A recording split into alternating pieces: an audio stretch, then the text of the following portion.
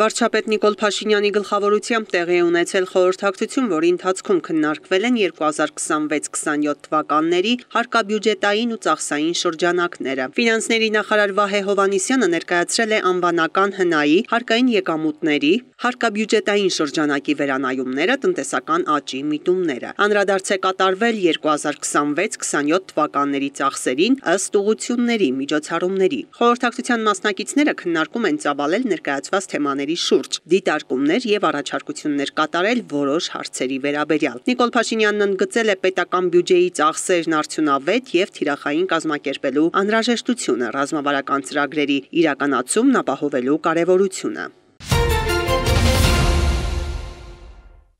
Հայաստանի Հանրապետության կառավարությունն ամենաբարձր մակարդակով հայտարարել է, որ իրադրությունն էսկալացնելու խնդիր ու նպատակ չունի եւ շարունակում է գործել խաղաղության օրակարգի սկզբունքներով։ Հայտարարել է արտաքին գործերի նախարարության մամուլի խոսնակը Armenpress-ին տված հարցազրույցում արձագանքելով Ադրբեջանի իր պաշտոնակից Այխան Հաջիզադեի Հայաստանի կողմից հրադադարի խախտումների եւ Հայաստանի կողմից իբր իր պարտավորությունները չկատարելու վերաբերյալ կեղծ հայտարարություններին։ Անի Բադալյանը շեշտել է, որ Հայաստանի բանակը կառավարությանը ենթակա մարմին է եւ գործում է հենց այս տրամաբանությամբ։ Հայաստանի պաշտպանության նախարարությունը հայտարարել է, որ պատրաստ է հետաքննել հրադադարի ռեժիմի խախտումների մասին Ադրբեջանի պաշտպանության նախարարության հաղորդագրությունները հիմնավորող փաստերը, դրանք Հայաստանին փոխանցելու պարագայում։ Պետք է արձանագրեմ, որ մինչև այս պահն Ադրբեջանը Հայաստանի զինված ուժերի կողմից հրադադարի ռեժիմի խախտման վերաբերյալ ոչ մի փաստական տվյալ չի փոխանցել Հայաստանին։ Ադրբեջանը չի արձագանքել նաև դեռևս 2024 թվականի հունիսի 22-ին Հայաստանի Հանրապետության արած առաջարկին հրադադարի ռեժիմի խախտման դեպքերի նման տեղեկությունների հետաքննության համատեղ մեխանիզմ ստեղծելու մասին։ Բադալյանը հակադարձել է Հաջիզադեի պնդմանը, թե Հայաստանը բարդ եւ գործնականում անիրագործելի նախաձեռնություններ է առաջ քաշում։ Հայաստանն ու Ադրբեջանը պաշտոնապես հայտարարել են խաղաղության եւ միջպետական հարաբերությունների հաստատման մասին համաձայնագրի նախագծի համաձայնեցման եւ նախագծի համաձայնեցման շուրջ բանակցությունների ավարտի մասին։ Տրամաբանորեն համաձայնեցված փաստաթուղթը պետք է ստորագրվի եւ Հայաստանի Հանրապետությունն առաջարկում է սկսել խորհրդակցությունները դրա ստորագրման տեղի եւ ժամկետների մասին։ Ակնհայտ է, որ առաջարկվող գործընթացը ոչ բարդ է, ոչ էլ անիրագործելի։ Հայաստանի Հանրապետությունն ամենաբարձր մակարդակով հայտարարել է ԵԱՀԿ Մինսկի խմբի լուծարումը դիտարկելու պատրաստակամության մասին։ Հայաստանը պարզապես ուզում է համոզված լինել, որ սա նշանակում է կոնֆլիկտի դե ֆակտո եւ դե յուրե ավարտ եւ ոչ թե դրա տեղափոխում Հայաստանի Հանրապետության տարածք այսպես կոչված արևմտյան Ադրբեջանի խոսույթի ներքո, ընդգծել է արտգործնախարարության խոսնակը անդրադառնալով Մինսկի խումբը լուծարելու եւ Հայաստանի սահմանադրության փոփոխությունների անհրաժեշտության մասին Բաքվի հայտարարություններին։ Ինչ վերաբերում է Հայաստանի սահմանադրությանը, Հայաստանի սահմանադրական դատարանի 2024 թվականի սեպտեմբերի 26-ի որոշումն ակնհայտ դարձրեց, որ Հայաստանի սահմանադրությունը չի պարունակում որևէ տարածքային պահանջ որևէ երկրի նկատմամբ։ Ընդհակառակը Հայաստանի Հանրապետությունը կարծում է, որ Ադրբեջանի սահմանադրությունն է տարածքային պահանջներ պարունակում Հայաստանի նկատմամբ, բայց նաև կարծում ենք, որ խաղաղության համաձայնագրի համաձայնեցված տեքստը լուծում է այս խնդիրը, որովհետև համաձայնեցված տեքստում արձանագրվում է, որ Հայաստանն ու Ադրբեջանը ճանաչում են միմյանց տարածքային ամբողջականությունը ԽՍՀՄ հանրապետությունների սահմաններով, միմյանց նկատմամբ չունեն տարածքային պահանջներ եւ պարտավորվում են ապագայում եւս չներկայացնել նման պահանջներ։ Բացի սա, համաձայնագրի տեքստում ընդգծվում է, որ կողմերը չեն կարող իրենց ներքին օրենսդրությունը վկայակոչել համաձայնագրի դրույթները չկատարելու համար։ Հիշեցնեմ նաեւ, որ Հայաստանի սահմանադրության 5-րդ հոդվածի համաձայն վավերացված միջազգային պայմանագրերի եւ Հայաստանի օրենսդրության միջև հակասության առկայության դեպքում գործում են միջազգային պայմանագրի դրույթները։ Նկատի ունեմ Հայաստանի Հանրապետության սահմանադրությունը չի կարող վկայակոչվել որպես խոչընդոտ խաղաղության համաձայնագրի չստորագրման համար։ Ընդհակառակը նույնիսկ սահմանադրության հետ կապված մտահոգությունների հասցեագրման ամենաարդյունավետ ձևը խաղաղության համաձայնագրի ստորագրումն է։ Ադրբեջանը Հայաստանին մեղադրում է նաև տարածաշրջանային կոմունիկացիաների վերաբացման իր պարտավորությունները չկատարելու եւ Ադրբեջանի արևմտյան շրջանների եւ Նախիջևանի միջև տրանսպորտային կապի բարդ եւ երկար երթուղիներ առաջարկելու համար։ Բադալյանը հիշեցնում է, որ տարածաշրջանային տնտեսական եւ տրանսպորտային կոմունիկացիաների բացման հարցում Հայաստանը միակողմանի պարտավորություններ չունի։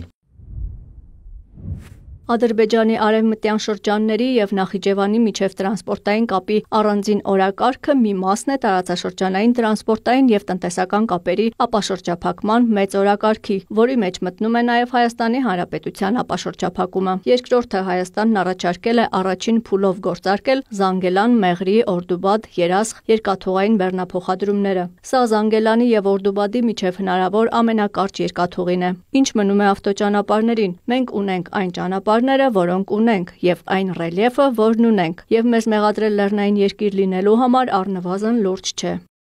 Ադրբեջանը շարունակում է Հայաստանին մեղադրել միլիտարիզացիայի սահմանամերձ հատվածներում հարվածային սպառազինություն տեղակայելու համար, դա համարելով հիմնավորում, որ Հայաստանը պատրաստվում է ուժային սցենարի։ Բադալյանը պատասխան հարց է հնչեցնում՝ ուժային սցենարի ո՞ր հարցի լուծման։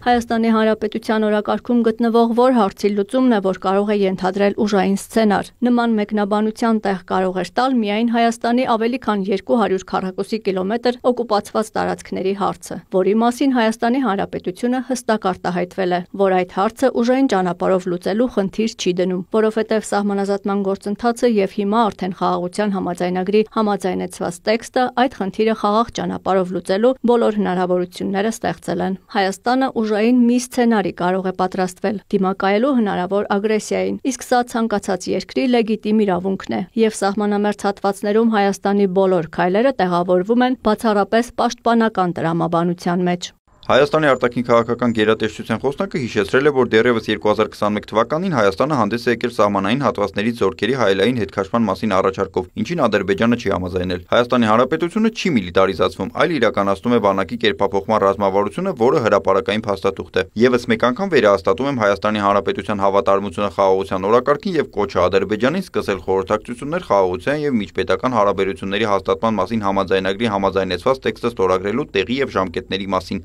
նշել է Բադալյանը։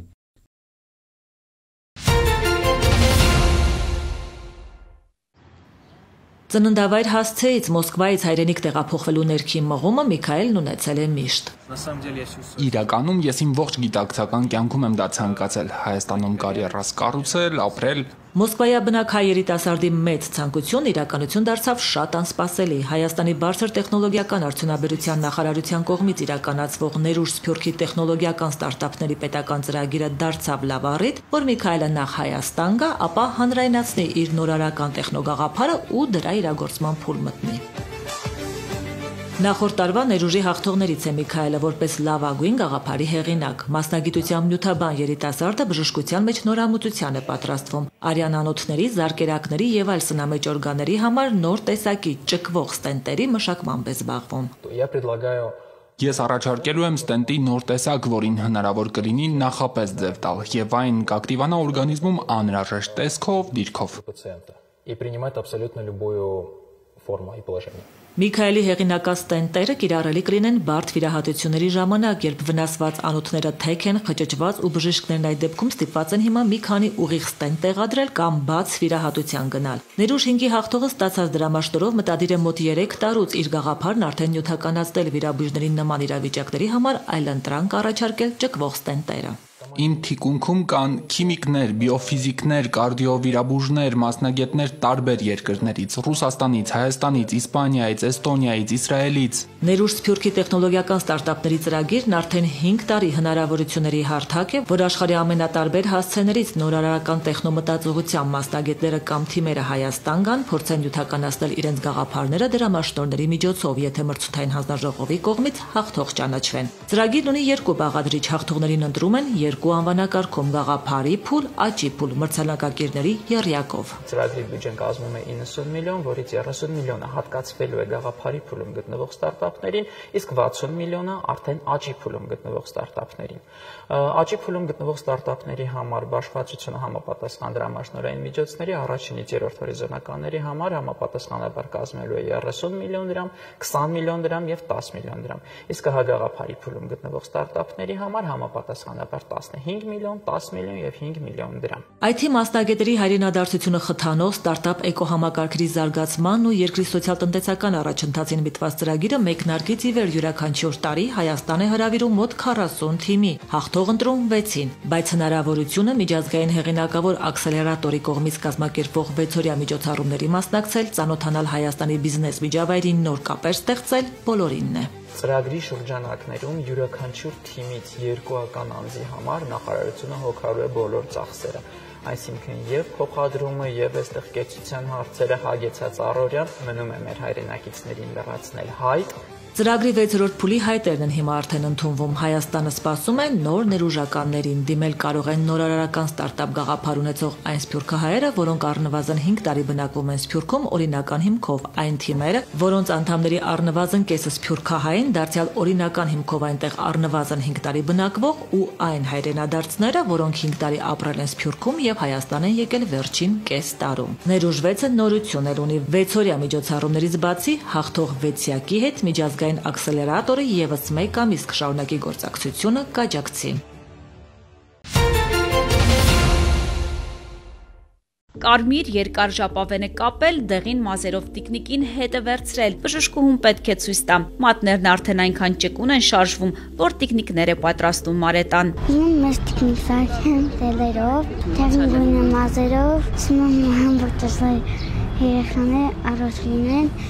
ես էլ առողջ լինեմ։ Մարետայի մոտ 6 ամիս առաջ է հաստատվել ախտորոշումը, որի հետ հաշտ պետք է ապրի մի ամբողջ կյանք, պատանեկան արթրիտ։ Ընդհանրապես չենք պատկերացնում, այս ինչ հիվանդություն է, որովհետև անգամ չենք լսել։ Մենք իր հիվանդությունը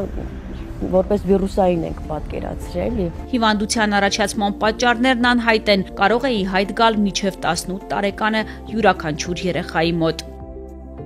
Ռոբերտի մոտ պատանեկան արթրիտ ախտորոշվել է, երբ 4 տարեկան էր։ Շատ դժվար էր սկզբից, չէինք համակերպվում ոչ մի կերպ, ինչի հենց մենք, ինչի հենց մեր բալիկը, հետո արդեն տեսանք, որ շատ կան նման երեխաներ, մենակ մենք չենք։ Միշելն արդեն 8 տարի այս ախտորոշման հետ է, նկարչուհի է, պարուհի, ջութակահարուհի, դպրոցում գերազանցիկ հենց առաջին դասարանից։ Առավոտյան չէր կան ոտքը դնել գետնին, միջև անցնում էր մի կես ժամ, մի ժամ, նոր ինքը կարողանում էր շատ վատ քայլել, հետո նոր ոտքը բացվում է։ Ցավերը մեղմելու, շարժունակությունը վերականգնելու, հաշմանդամության հասցնող բարդություններից խուսափելու միայն մեկ տարբերակ կա՝ դեղորայքային բուժում։ Ես մտածում էի, ասեմ թե չասեմ, որովհետև դա ավելի մեծ տրավմա է ծնողի համար, որ գիտի, որ այդ տեղը կա, ինքը չի կարողանում առնել, դրա համար իր երեխան չի քայլում։ Թանկարժեք դեղերը ամբողջ կյանքի համար են, յուրաքանչյուրին անհրաժեշտ պարբերականությամբ, ամսական 200,000 դրամից 400,000 դրամ արժողությամբ։ 181,000 արժեր մեկ այդ սրվակը, բայց այն ժամանակ ինքը փոքր էր։ Իսկ հետո ըստ քաշի, երբ որ երեխան մեծանում, արդեն պետք է 2 սրվակ գնել, այսպես է։ Ամուսինս գնաց արտերկիր աշխատել, որ կարողանանք ինչ-որ բան, այդ հարցեր կարողանանք լուծել, շատ թանկ տեղ էր, որը պետք է սրսկվենք մենք ամիսը 1, 2 ամիսը 1, բայց գումարի պատճառով եղել է, որ լավ ուշացրել ենք։ Խոսքերով չեմ կարելի արտահայտեմ, դա շատ դժվար է ծնողի համար։ Երբ որ պետք է երեխայիդ օգնես, ու դու չես կարողանում այդ պահին։ Մոտ մի տարի շարունակ ինքներս են գնել դեղորայքը, ամիսի 2 անգամ ստանում էին։ Գումարը ամսական նստում էր մեր վրա 400,000 դրամ ճանապարհածախսով ընդհանուր։ 2024 թվականից եվրոպական արտադրության թանկարժեք այս դեղերը Հայաստանում երեխաներին տրամադրվում է պետության կողմից ամբողջովին անվճար։ Ես ինքս շատ բավարարված եմ ինձ զգում, որ կարող եմ ծնողին ասել, ձեր երեխային անհրաժեշտ է կենսաբանական այս դեղը եւ մենք կարող ենք դա ապահովել։ Այս դեղերը ունեն 80-ից 90% արդյունավետություն։ Դա ինչ-որ մի հատ հրաշք է մեզ համար։ Որտեղ մենք չենք պատկերացնում, որ կարող է այսպես երեխան իրեն զգա անգամ, ու ցավեր չզգա։ Ես կարամ ինձ իրավունք վերապահեմ բոլոր ծնողների անունից, շնորհակալություն հայտնել, որ նման նախաձեռնություն կա, նման մեծ աջակցություն։ Ես հիշում եմ շատ երեխաներ սայլակներով։ Հիմա դա հսկայական հաղթանակ է։ Հայաստանում շուրջ 400 երեխա ունի պատանեկան արթրիտ ախտորոշումը, նրանցից 79-ին է ցուցված թանկարժեք դեղերը, բոլորն էլ արդեն դրանք ստանում են պետության կողմից։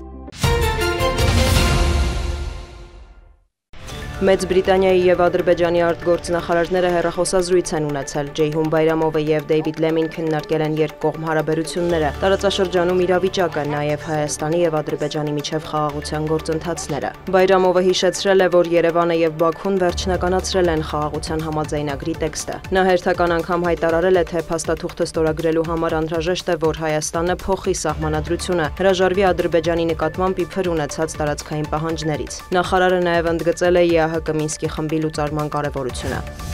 Ազատություն ռադիոկայանը բողոքարկում է լրատվամիջոցի ֆինանսավորումը կրճատելու ԱՄՆ կառավարության որոշումը։ Վաշինգտոնի ԱՄՆ շրջանային դատարան ներկայացված հիմնավորման մեջ նշվում է, որ դրամաշնորհի դադարեցումն ուղեկցվել է դաշնային օրենքների եւ ԱՄՆ սահմանադրության խախտումներով։ Հիմա Ամերիկայի թշնամիների քարոզչությանն ու գրաքննությանը զիջելու ժամանակը չէ, դեռ վաղ է, որ աշխարհի բռնակալները տոնեն մեր վախճանը, հայտարարել է Ազատ Եվրոպա Ազատություն ռադիոկայանի ղեկավարը։ Ավելի վաղ Դոնալդ Թրամփը հրամանագիր էր ստորագրել դաշնային մի շարք գործակալությունների կրճատման մասին, դրանց թվում է ԱՄՆ գլոբալ ԶԼՄ-ների գործակալությունը, որը վերահսկում է Ազատ Եվրոպա Ազատություն ռադիոկայանը, Ամերիկայի ձայնը եւ այլ լրատվամիջոցներ։ Սպիտակ տունը հիմնավորելով որոշումը պնդել է, թե նշված ԶԼՄ-ները զբաղվել են քարոզչությամբ, այդ թվում Ջո Բայդենի օգտին։ Այժմ Եվրամիությունը քննարկում է Ազատություն ռադիոկայանին ֆինանսավորում տրամադրելու հարցը։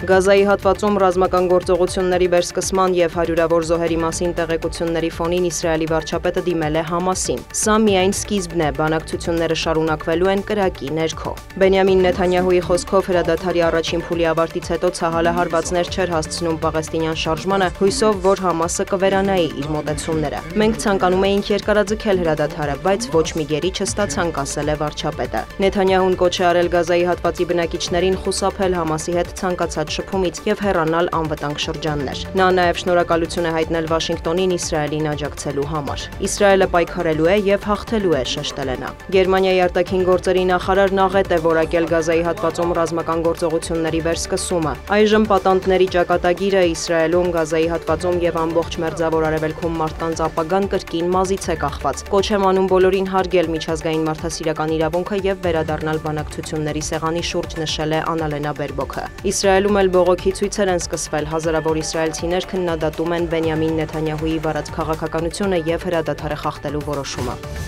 Միացյալ Նահանգները շարունակում են թիրախավորել Եմենը, այդ թվում մայրաքաղաք Սանան, հայտնում են տեղական լրատվամիջոցները։ Միացյալ Նահանգները հարվածներ են հասցնում Եմենին մարտի 15-ից, մեղադրելով հութիներին Կարմիր ծովում ամերիկյան եւ այլ երկրների նավերը ինքնաթիռները հրթիռակոծելու եւ ամբողջ աշխարհի տնտեսությանը միլիարդավոր դոլարների վնաս հասցնելու համար։ Հութիներն էլ հայտարարել են, որ ի պատասխան հարվածել են Կարմիր ծովում նավարկող ամերիկյան ավիակրին, կանխելու Եմենի դեմ հարձակումները։ Անսար Ալլահ շարժման ներկայացուցիչը նախազգուշացրել է, շարունակելու են պաղեստինցիներին աջակցության գործողությունները եւ հարվածելու են, այդ թվում Իսրայելի օբյեկտներին։ Դոնալդ Թրամփի հրամանագրով գաղտնազերծվում են ԱՄՆ 35-րդ նախագահ Ջոն Քենեդիի սպանության հետ կապված փաստաթղթեր։ Դրանց թվայնացումը դեռ շարունակվում է։ Այժմ արխիվային փաթեթը, որը բաղկացած է 80,000 էջից, ուսումնասիրում են ամերիկյան ԶԼՄ-ները։ Քենեդիի սպանությունը մինչ օրս վերագրվում է Լի Հարվի Օսվալդ անունով անձի, սակայն հարցումները ցույց են տալիս, որ շատ ամերիկացիներ չեն հավատում այդ վարկածին։ Ըստ պաշտոնական տեղեկության Քենեդիի սպանությունից առաջ Օսվալդը շփվել է ԽՍՀՄ պետական անվտանգության կոմիտեի ներկայացուցչի հետ, սակայն ըստ գաղտնազերծված փաստաթղթերի Օսվալդը չի գործակցել խորհրդային ուժերի հետ։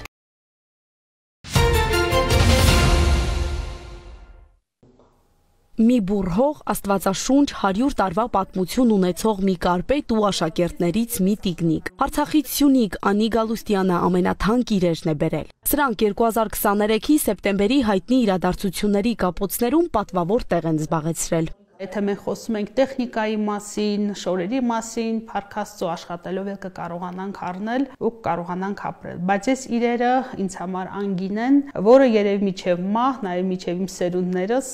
պիտի փոխանցեն ու պահպանեն, որ իմ հայրենիքից մնացել են մի քանի արժեքավոր իրեր, նաև այստեղ ես ուզում եմ նշել, որ նաև ինձ հետ բերել եմ մի բուռ հող, որպեսզի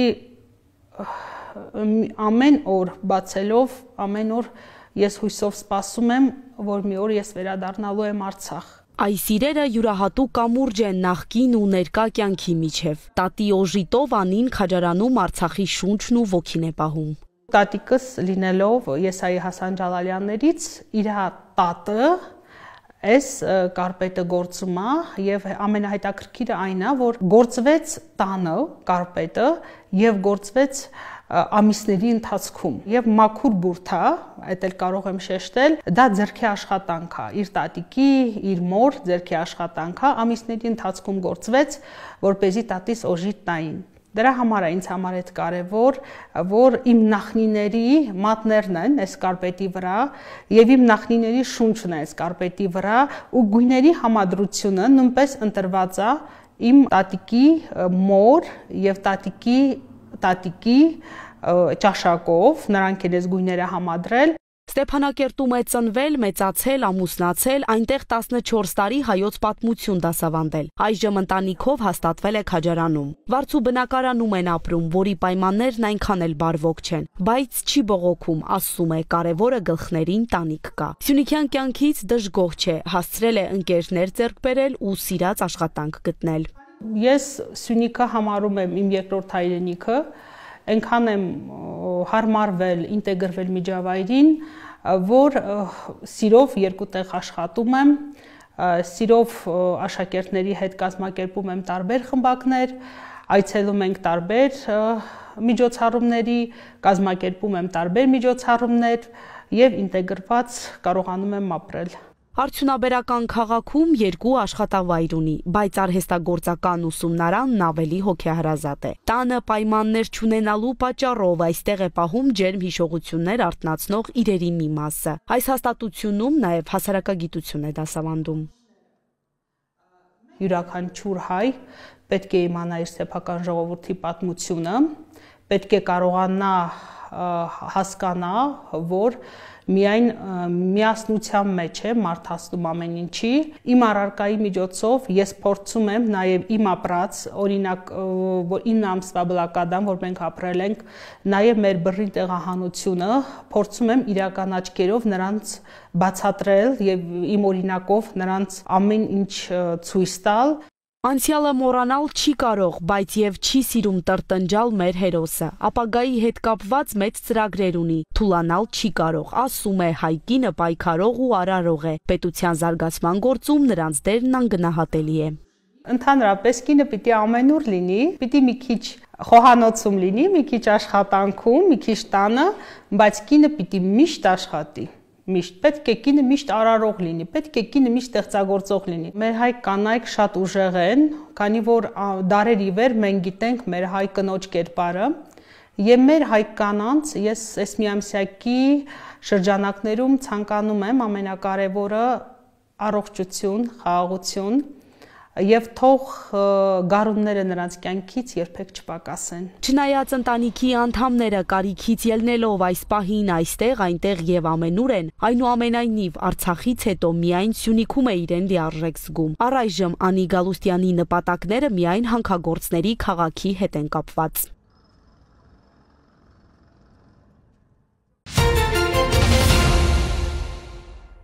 Հայաստանի Հանրապետության ազգային անվտանգության ծառայության սահմանապահ զորքերի N զորամասում նորակոչիկների երթման հանդիսավոր արարողությունը մեկնարկեց Հայաստանի Հանրապետության օրհներգի հնչյունների ներքո։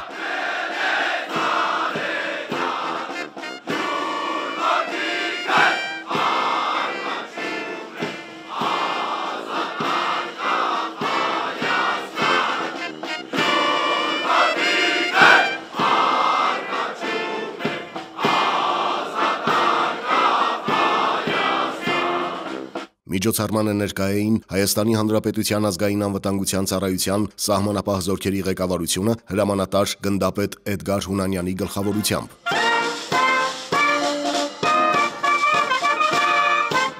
Զորամասի շարահրապարակում մարտական դրոշի ներքո տեղի ունեցավ խորհրդանշական միջոցառման հիմնական արարողակարգային հատվածը՝ երթման հանդիսավոր արարողությունը։ Բարձր գնահատելով հայրենիքի պաշտպանության գործում զինված ուժերի հայրենանվեր առաքելությունը, նորակոչիկ զինծառայողները վստահեցրին, որ եկել են շարունակելու ավագ սերնդի սրբազան գործը եւ պատրաստ են ամեն գնով պաշտպանել հայրենիքը։ Նրանք իրենց հրամանատարների եւ ծնողների առաջ երթվեցին անմնացորդ նվիրումով, հպարտությամբ եւ անձնվիրաբար ծառայել հայրենիքին, պատվով պաշտպանել երկրի սահմանները, անվերապահորեն կատարել վերադասի հրամանները։ Զորակոչվելով հայոց բանակ մենք մեր սահմանադրական պարտքն ենք կատարում հայրենիքի առջև, Ծառայության հասնելով սահմանապահ զորքերում մեզ վրա վերցնում ենք բարձր պատասխանատվություն։ Խոստանում ենք լինել ուժի, հուսալիության, ամնության եւ պահպանության խորհրդանիշ։ Շուրջօրյա հսկենք եւ անառիկ պահենք մեր պետության սահմանները։ Հանդիսավոր արարողության ընթացքում զինվորական երթում ընդունելու կապակցությամբ ծնողների անունից ելույթ ունեցավ եւ նորակոչիկներին շնորհավորեց նաեւ ծնող Գայանե Մանուկյանը։ Ձեզ են վստահվելու մեր հայրենիքի սահմանները։ Դուք պետք է պահպանեք այդ սահմանների անդորը։ Ուստի նաեւ ձեր ծնողների, քույրերի, մեր ողջ հայ ազգի հանգիստը։ Ամեն մարդ իր հոր որդին է կյանքում, բայց 1000 անգամ նրան երանի, ում հայրենիքը որդի կանվանի։ Եղեք մեր հայրենիքի արժանի զավակները։ Հայաստանի Հանրապետության ազգային անվտանգության ծառայության սահմանապահ զորքերի հրամանատարը հիշարժան օրվա կապակցությամբ շնորհավորեց նորակոչիկ զինծառայողներին եւ նշեց, որ զինվորական երթման ընդունումը հայրենիքի եւ ընտանիքի նկատմամբ անմնացորդ նվիրումն արտահայտելու անկրկնելի արարողակարգ է եւ այս պահից է սկսվում իրական ծառայությունը հայրենիքին։ Հիշեք նաեւ, որ սահմանապահ զորքերում ծառայելը պատվաբեր է եւ միևնույն ժամանակ պարտավորեցնող։ Դուք այսօրվանից մուտք եք գործում սահմանապահ զորքերի մեծ ընտանիք։ Վերաբերվեք միմյանց եղբայրական սիրով եւ հարգանքով, շարունակելով ձևավորված բարի ավանդույթները։ Նորակոչիկները կատարեցին Հայաստանի Հանրապետության ազգային անվտանգության ծառայության սահմանապահ զորքերի օրհներգը։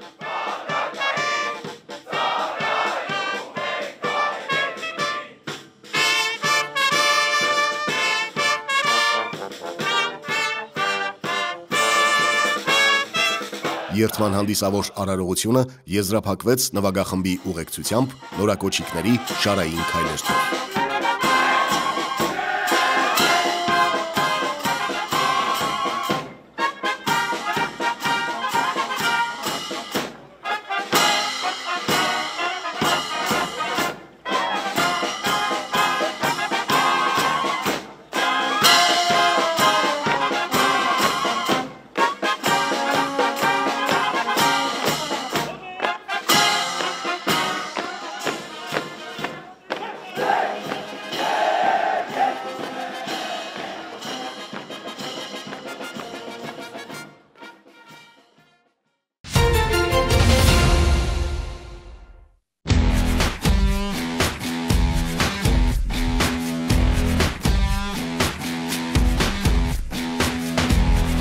Տեխնիկական միջոցների տիրապետում, ղեկի հմուտ կառավարում, էքստրեմալ իրավիճակներից դուրս գալու ունակություն։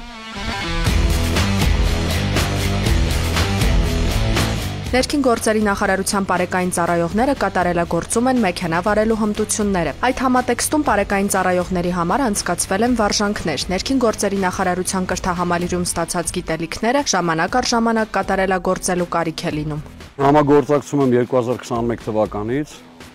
նախարարության հետ ոստիկանության պարեկային ծառայության բացման իսկ օրվանից կրթահամալիրից ենք սկսել աշխատել համատեղության կարգով։ Մենք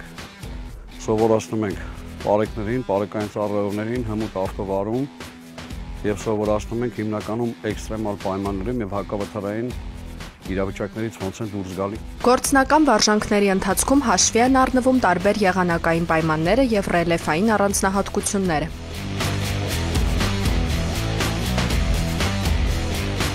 Վարժանքների ավարտից հետո պարեկները ըստ ցուցաբերած տվյալների կգնահատվեն 1-ից 10 բալային համակարգով։ Վարժանքները շարունակական են լինելու։